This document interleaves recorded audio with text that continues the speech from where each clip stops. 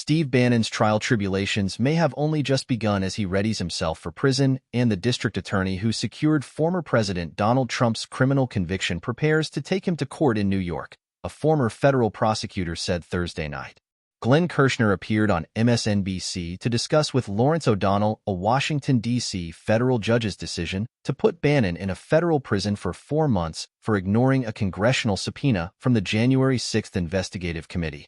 That he said, look, the reason I originally stayed Judge Steve Bannon's sentence was because I thought he might have a viable legal issue on appeal. However, when the 3-judge panel of the D.C. Federal Circuit Court of Appeals unanimously and in a full-throated way basically rejected that legal issue, Judge Nichols at that point said, I have no basis to continue to stay the execution of his sentence. I am accordingly ordering him to report to the Federal Bureau of Prisons by July 1st to begin his 4-month sentence. Bannon stands accused of fleecing thousands of Trump supporters upwards of $15 million through the Florida nonprofit corporation named WEBUILDTHEWALL, promising a border security project that never materialized, court records show.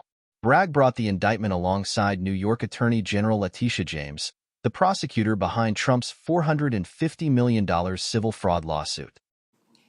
And Steve Bannon stands out as a perfect example of this blatant inequality. He gained power and influence as a top advisor to the former president.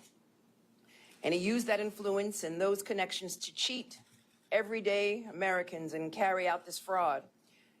You see, Bannon was the architect of Trump's plan to build a wall between the United States and Mexico.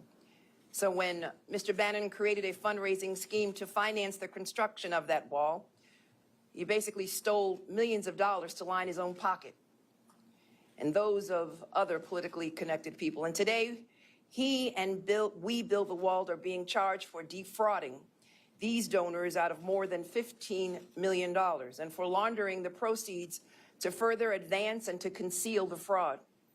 Simply put, Mr. Bannon lied to ordinary citizens about this project. He diverted their hard-earned money. He preyed upon the emotions of New Yorkers and Americans. And then when Mr. Bannon was held accountable for his criminal actions, the former president pardoned him. Bannon is also facing money laundering charges brought by Alvin Bragg and will be heard by Judge Juan Merchan, who is no longer busy with Trump's hush money trial. As Trump pardoned Bannon for the federal charges, Bragg brought the case as a state case instead.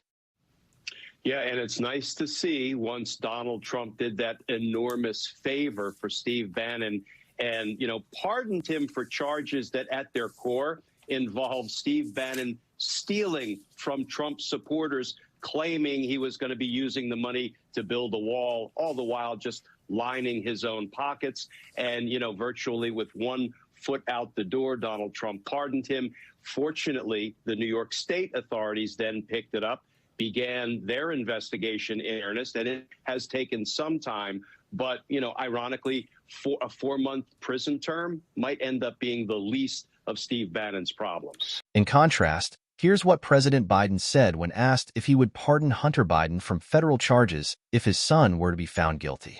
As we sit here in Normandy, your son Hunter is on trial, and I know that you cannot speak about an ongoing federal prosecution. But let me ask you, will you accept the jury's outcome, their verdict, no matter what it is? Yes.